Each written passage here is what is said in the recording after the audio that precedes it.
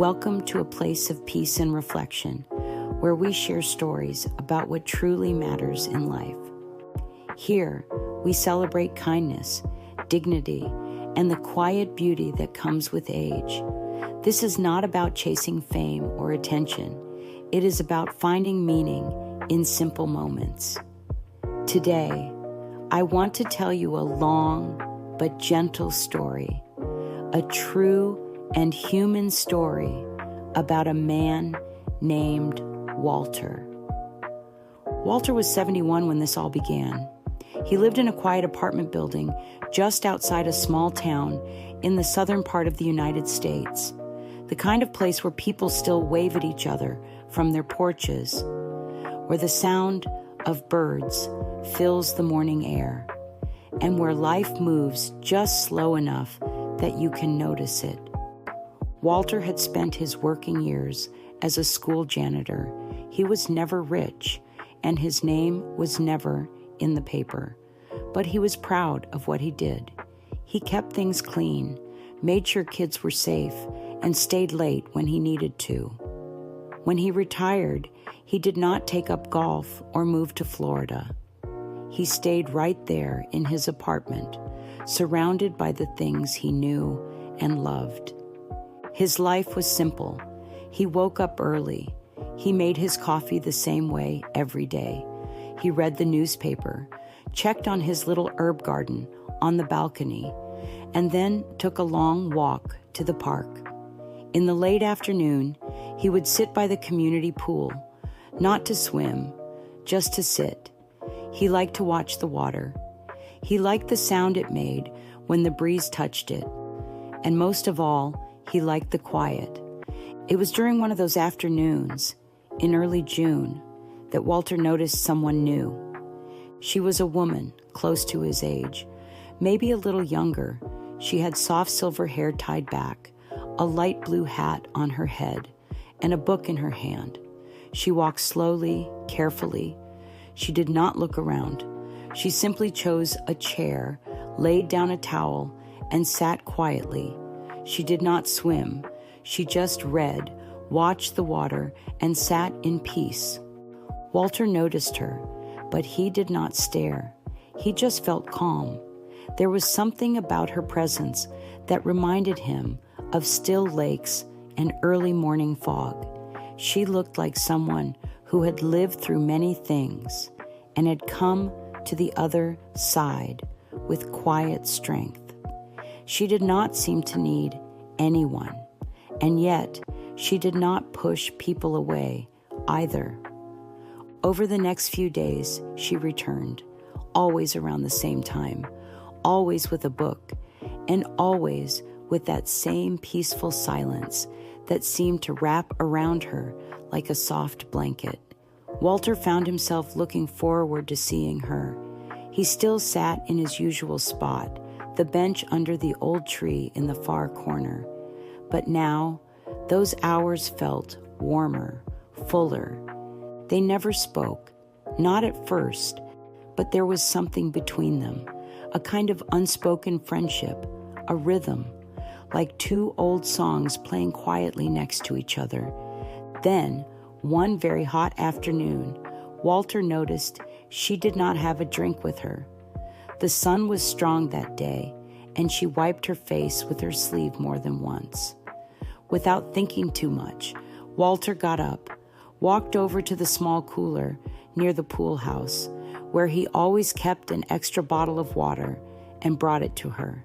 He placed it gently on the empty chair next to her, nodded once, and went back to his bench.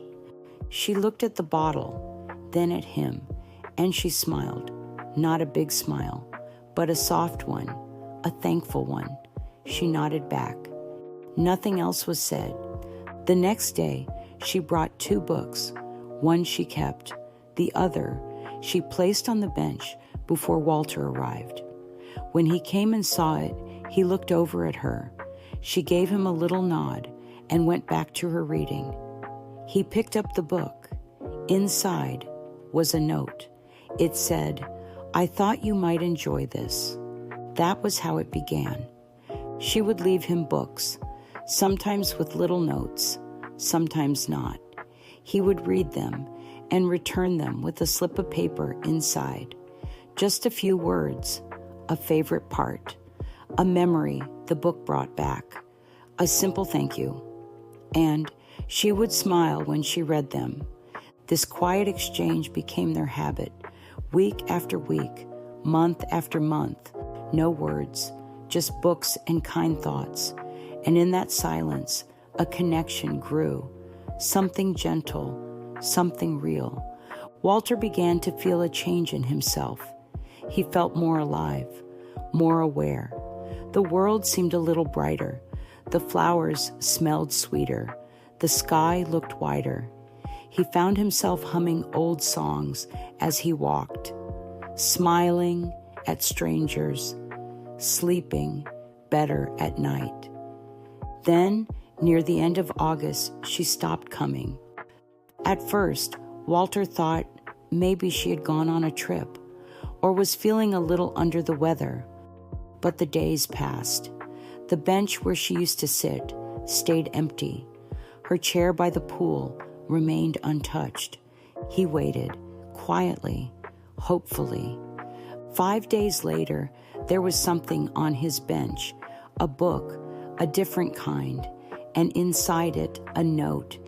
It said, "Thank you for these afternoons.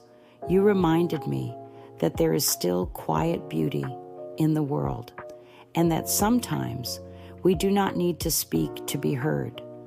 There was no name, no address, just those words. Walter held the note for a long time. Then he placed it back inside the book and closed it gently. After that, he kept coming to the pool. He kept sitting in his usual spot. But now he brought 2 books with him, one for himself and one to leave on the bench, just in case.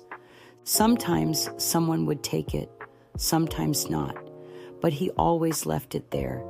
Years went by, summer after summer, and Walter kept his quiet ritual, not because he was waiting, but because he had learned something that many people never learn. That real connection does not need loud words or bright lights.